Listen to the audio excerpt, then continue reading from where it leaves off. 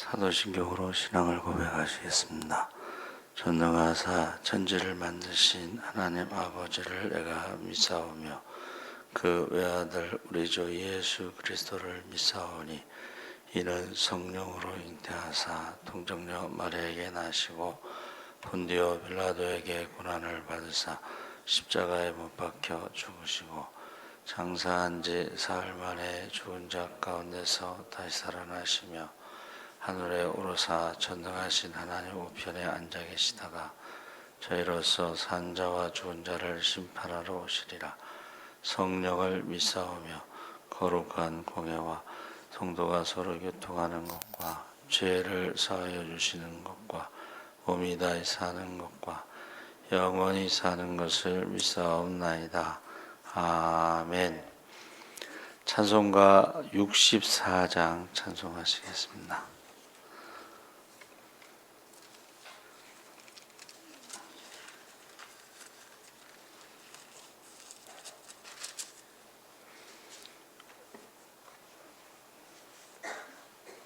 찬송가 64장 찬송하시겠습니다. 기뻐하며 경배하세 영광의 주 하나님 주 앞에서 우리 마음 피어나는 꽃 같아 죄와 슬픔 사라지고 의심 구름 거치니 변함없는 기쁨의 주 밝은 빛을 주시네. 땅과 하늘 만물들이 주의 솜씨 빛내고 별과 천사 노랫소리 끊임없이 드높아 물과 숲과 산과 골짜 들판이나 바다나 모든 만물 주의 사랑 기뻐 찬양하여라. 우리 주는 사랑이요 벽의 근원이시니 삶의 기쁜 샘이 되어 바다처럼 넘치네. 아버지의 사랑 안에 우리 모두 형제니 서로 사랑하게 도와주시옵소서. 새벽별의 노래 따라 힘찬 찬송 부르니 주의 사랑 줄이 되어 한맘 되게 하시네. 노래하며 행진하여 싸움에서 이기고 승전가를 높이 불러 주께 영광 돌리세. 아멘. 하나님 말씀은 시편 104편 24절에서 33절까지 말씀을 보겠습니다. 878쪽에 있습니다.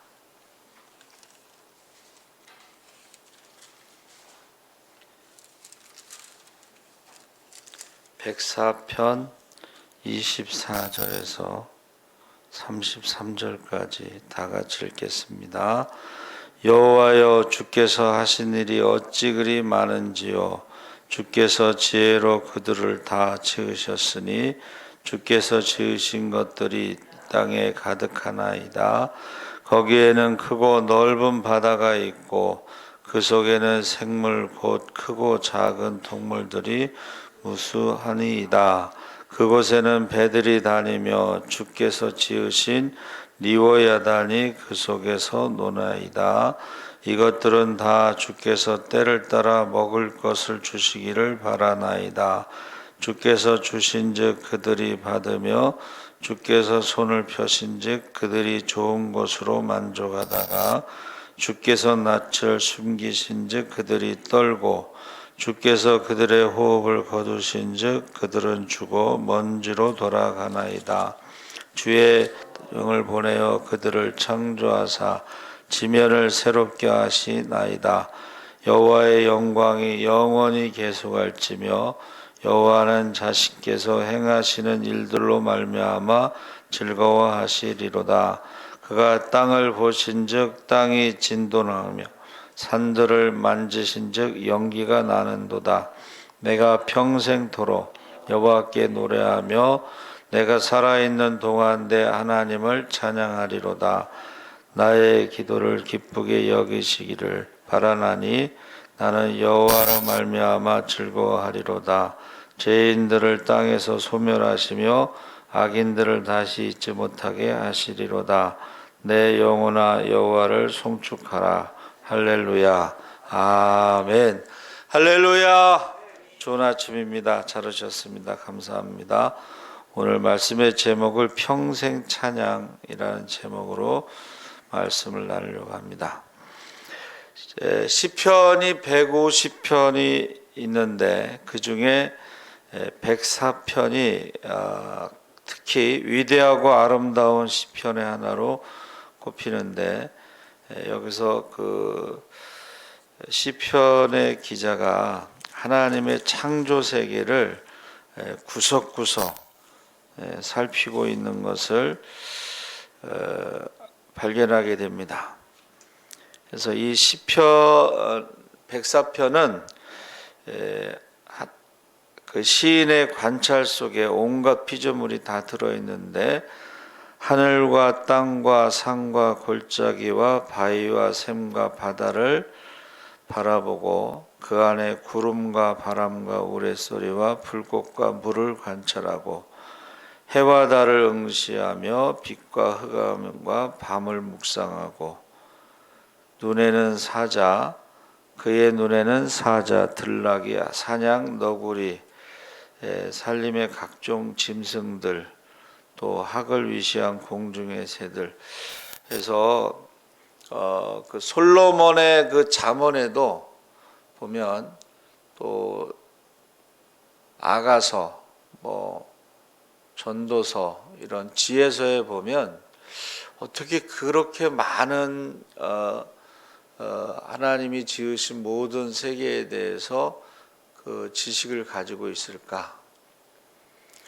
사실은 우리가 그 중에 하나 어떤 그 여자 과학자가요 평생 범고래만 연구를 해. 범고래. 근데 그 범고래 숫자가 줄어드는 이유가 뭔가 했더니 범고래가 먹는 물고기가 정해져 있대요. 그러니까 아무 물고기만 먹는 게 아니고 먹는 물고기가 정해져 있는데 그 물고기 숫자가 줄어들면서 범고래의 먹이가 줄어들면서 범고래의 숫자가 줄어들고 있다.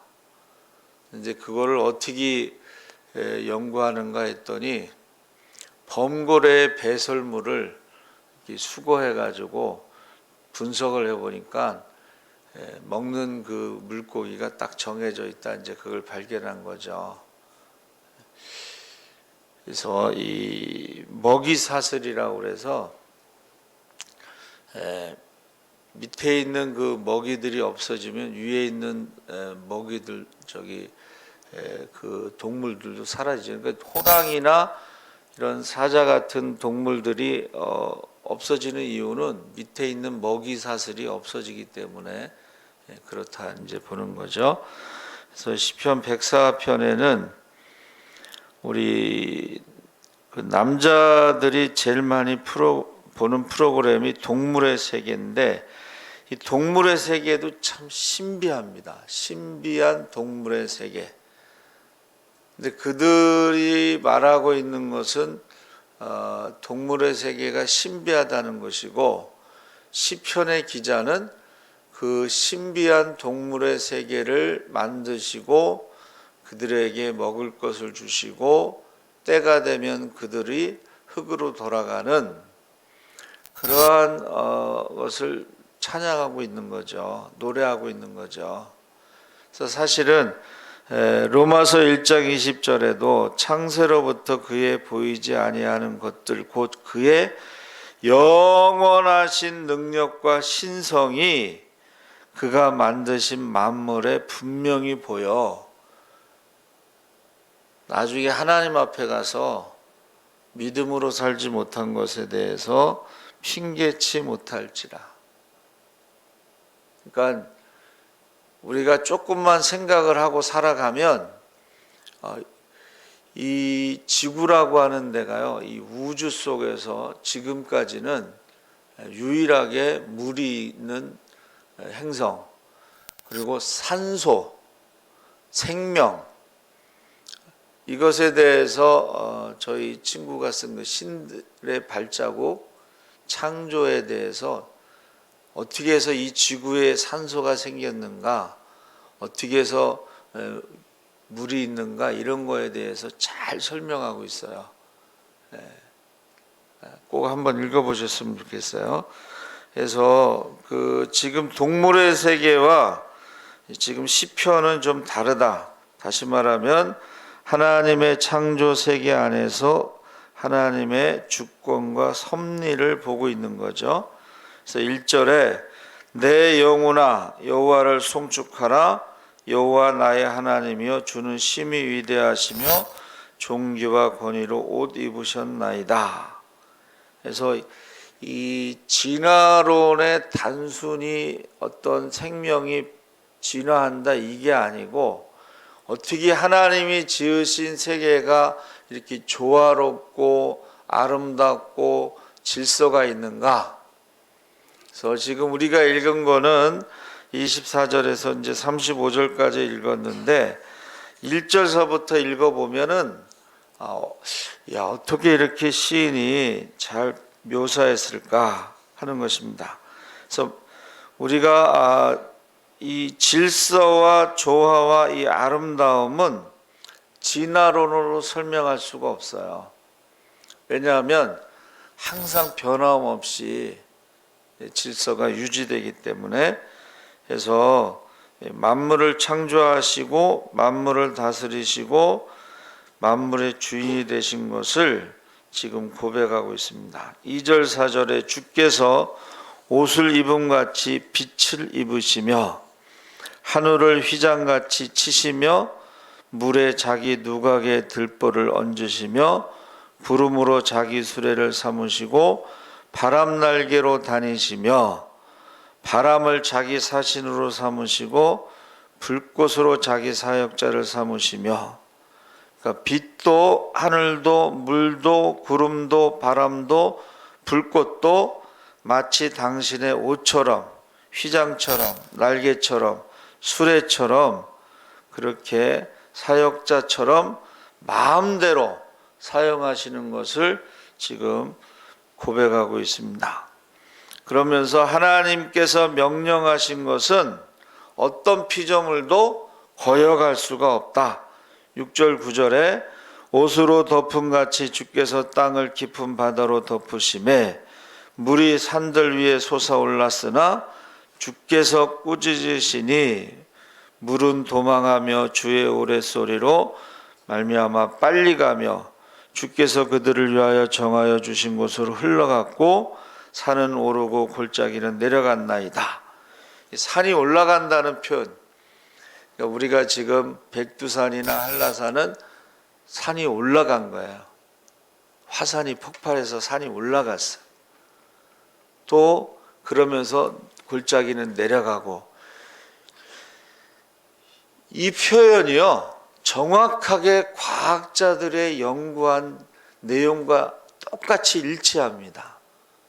그러니까 이 시편 기자는 과학자는 아닌데도 관찰을 통해서 하나님이 산을 올리고 골짜기는 내리고 바다 가운데 물을 가두고 아무리 바닷물이 많아도 땅을 침범하지 못하도록 해 놓으셨다는 거예요.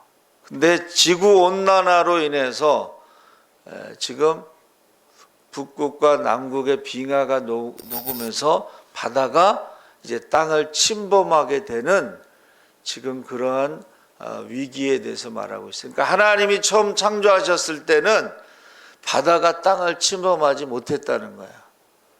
그래서 지금 우리나라가 탄소 배출 세계 3위입니다. 그래서 배출을 많이 하는 나라가 지구 온난화를 막기 위한 노력을 더 많이 해야 되고 돈을 더 많이 내야 된다. 그런 내용이 있어요.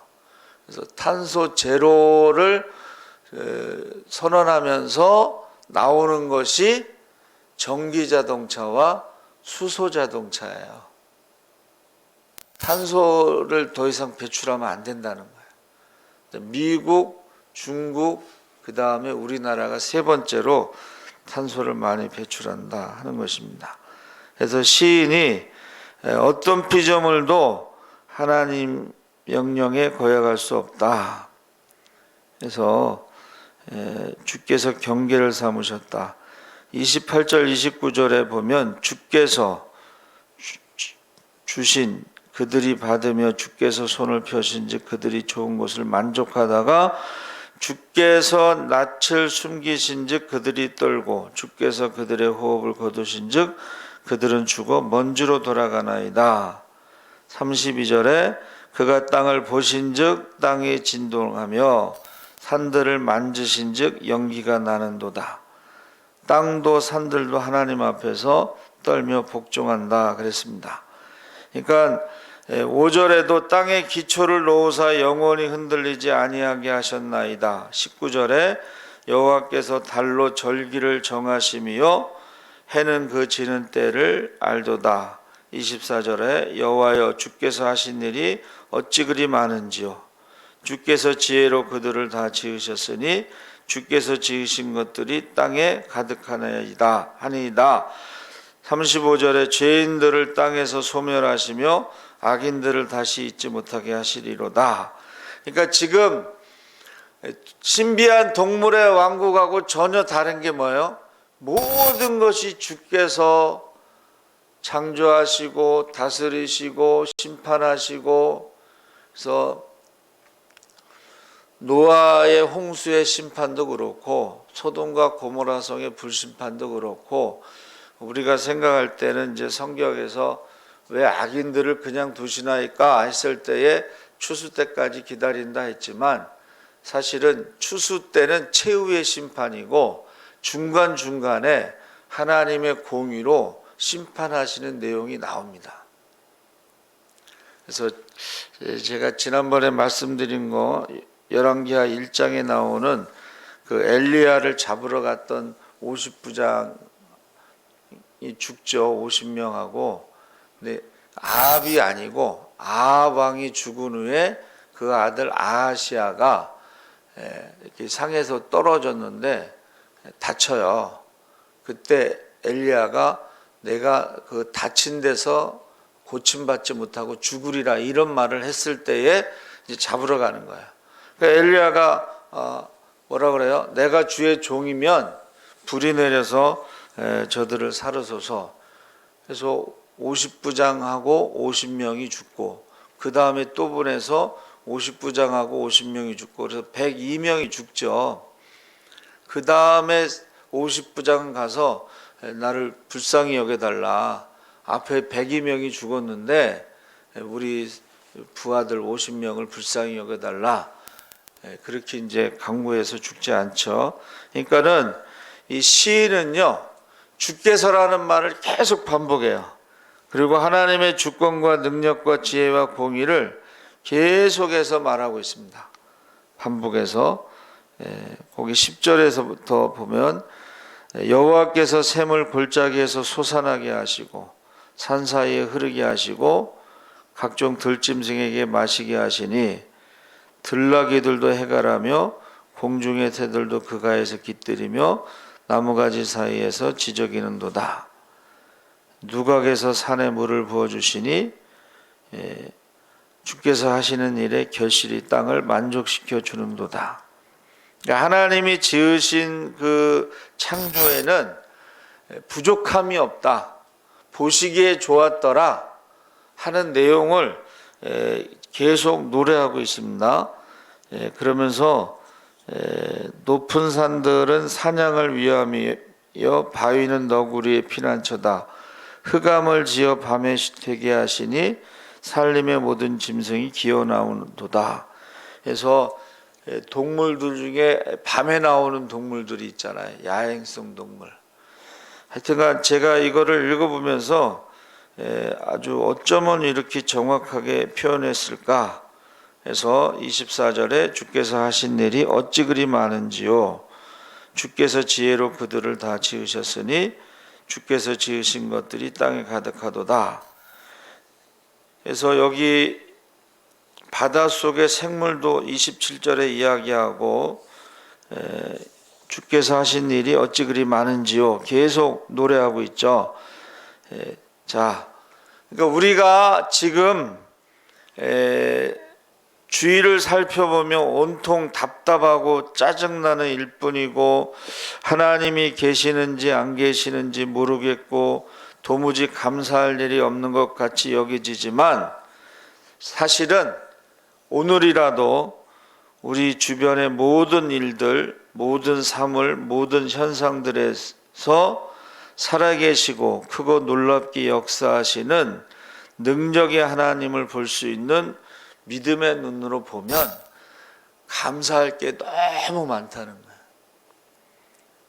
그러니까 우리가 지금 우한폐렴으로 중공바이러스로 지금 일상이 딱 멈추고 집안에만 갇혀 있고 이러면서 평소에 우리가 누렸던 것들이 얼마나 감사한 일인가. 함께 만나고 식사하는 것도요, 이게 참 축복입니다. 그래서 여러분 시편 104편을 한번 다시 집에 가서 읽어보시면 어떻게 이렇게 관찰을 하고 너무 과학적으로도 너무 정확해요. 여러분 바다 가운데 물길이 있는 거 아시죠? 해류. 이 사람은 어떻게 해서 그런 것까지 알았을까? 근데 이것은 다 관찰하고 묵상하면서 발견하는 거예요. 그래서 과학의 첫 번째가 관찰이에요. 그래서 하나님께서 질서를 주기적으로 어떻게 해요? 반복되는 것들을, 그것이 과학적인 발견, 원리를 발견하는 거죠. 그래서 달을 통해서 어떻게 농사 짓는 절기를 정하셨을까? 근데 또 그것을 사람들이 발견해 가지고 음력이라고 하는 달력을 만들고 절기를 만들어서 농사를 짓는다는 거예요. 여러분 그 쓰나미 같은 것도요, 주기가 있습니다. 쓰나미도 주기가 있어요. 근데 주기가 몇백 년 되는 주기가 되니까 후손들에게 남기는 거예요. 쓰나미가 올 때의 증상이 뭐냐? 동물들이 산으로 막 올라간다는 거예요. 동물들은 본능적으로 쓰나미가 오는 것을 안다는 거예요. 그러면 너희도 산으로 도망가라. 근데 그것을 후손들이 믿고 도망간 사람들은 사는 것이고, 그걸 믿지 않는 사람들은 쓰나미에 죽는 거죠. 비가 오게 되면 개미들이 개미굴을 막잖아요. 그런 것처럼. 그래서 지금 지구온난화로 생기는 현상 중에 하나가 갑자기 이 동물들이 막 떼죽음을 당하는 거예요. 뭐 돌고래라든가 이런 게 막 육지로 올라와서 막 죽어. 떼죽음. 그러니까 이건 정상이 아니에요. 그러니까 이 혼란스러운 거야. 그럼 뭔가 이상 징후가 있다는 것입니다. 그럼에도 불구하고 지금 우리는 하나님이 지으신 것을 관찰하면서 하나님의 능력과 신성을 찬양하는 거죠. 그래서 골로새서 3장 15절 17절에 그리스도의 평강이 너희 마음을 주장하게 하라. 너희는 평강을 위하여 한 몸으로 부르심을 받았나니 너희는 또한 감사하는 자가 되라. 그리스도의 말씀이 너희 속에 풍성히 거하여 모든 지혜로 피차 가르치며 권면하고 시와 찬송과 신령한 노래를 부르며 감사하는 마음으로 하나님을 찬양하고 또 무엇을 하든지 말에나 일에나 다 주 예수의 이름으로 하고 그를 힘입어 하나님 아버지께 감사하라. 그래서 지금 에베소서에서도 말씀하고 시와 노래와 신령한 노래, 찬양, 찬미 이런 단어가 나오죠. 그래서 우리가 읽은 본문에는 시로 노래하다라는 것은 일반적인 노래를 말하고 있는데, 여러분 예수 믿는 사람들이 부르는 노래가 세상의 유행가는 이제 가사를 다 잊어버렸잖아요. 그게 바로 시르예요. 새 노래는 믿는 자가 부르는 노래, 시르. 그래서 또 다른 단어가 나오는데 찬양하라는 말이 미즈모르라는 단어를 썼는데 이것은 영어로 삶, 시편을 말하는 거야. 시편은 하나님에 대해서 노래하는 거예요. 창조와 구원에 대해서. 그리고 이 시편은 미즈모르는 이 시편에만 나타나고, 그리고 동사 자마르는 하나님에 대해서만 노래하는 것이고 종교적인 노래에 국한되어 있다 그랬습니다. 그래서 이 시편에 그 두 형의 시가 있는데 찬양과 애가, 근데 이거 보세요. 시편에는 하나님과 대화하는 두 가지 방식이 있는데 찬양과 간구다. 그러니까 시편의 노래라고 하는 것은 대화하는 것이고 노래하는 것이고 간구하는 기도가 들어가 있다는 거예요. 일반적인 노래에는 기도가 들어가 있지 않죠. 그리고 대화하는 상대가 없죠. 자기가 말하는 것이고, 그래서 복음송가는 내가 받은 은혜를 노래하는 것이고, 시편이라는 것은 하나님과 대화하면서 기도하면서 노래하는 것을 말한다. 그래서 시편 57편 7절에도 하나님이여 하고 부르잖아요. 하나님이여, 이 대화가 시작되는 것이고, 그 다음에 내 마음이 확정되었사오니 내가 노래하고 내가 찬송하리이다 하고 하나님께 영광을 돌리고 간구하는 것입니다. 그래서 찬양이라고 하는 것은 특히 그 악기를 사용하다. 이 찬양이라는 것이요,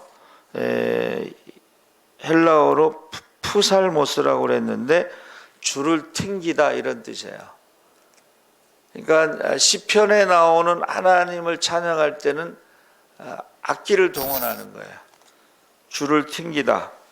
푸살모스는 현악기를 말하는 것이고, 그 다음에 찬송이라고 하는 것은 휄노스라고 했는데 이것은 신들에 대한 노래, 하나님에 대해서만 노래하는 것입니다.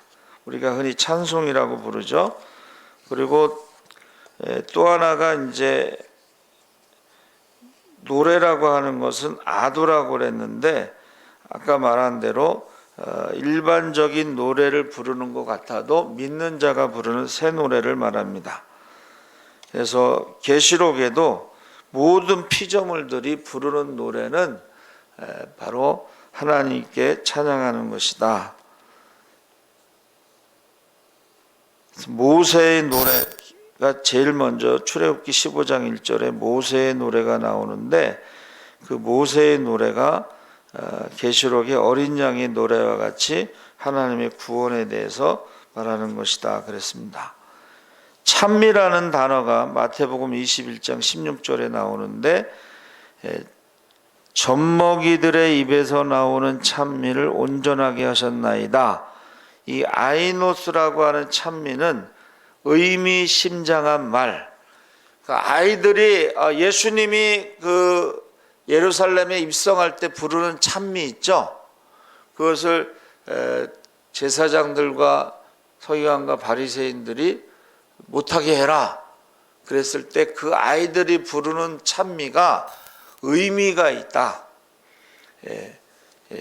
그러니까 아이들이 그냥 부르는 호산나 다윗의 자손이요 라고 부를 때에 그 아이들이 부르는 게 성경적이고 의미 있는 말이다, 뜻이 있다라는, 그게 이제 찬미가 되겠어요. 찬미. 그러니까 우리가 아이들이 부르는 복음송가 있잖아요. 돈으로도 못 가요 하나님 나라, 지식으로 못 가요 하나님, 이런 게 찬미라는 거예요. 아이들이 부르는 노래에 복음이 들어가 있는 것. 그리고 예수님이 말씀하시니 죽은 나사로가 살아났다네, 이 복음이 들어가 있는 의미 있는 것을 찬미라는. 그러니까 우리가 시라는 것은 시편, 삶, 영어로 삶이라고 그래요. 그리고 노래는 송, 새 노래를 말하는 것이고, 아까 말한 미즈모르라고 하는 것은 신들에 대한 찬양이니까 하나님에 대해서만 노래하는 것이고, 그래서 예배 시간에는 복음송가를 사용하지 않습니다. 찬송가만 사용하게 돼 있어요.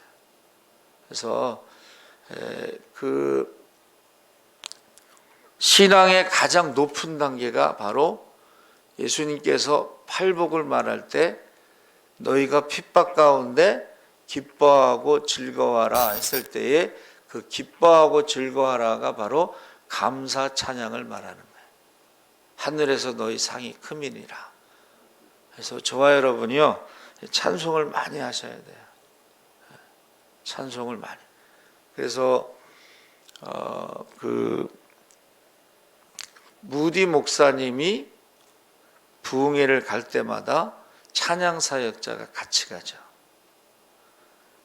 무디 목사님의 설교 가운데서도 은혜를 많이 받지만 그 찬양 사역자의 찬양을 통해서 많은 사람들이 은혜를 받습니다. 하나님의 진리 등대, 등대라고 하는 것은 배를 밤에 지켜주는 거예요. 그러니까 거기에서 바닷가에 있는 교회에서 부흥회를 할 때 이 사람들이 막 은혜를 받는 거예요.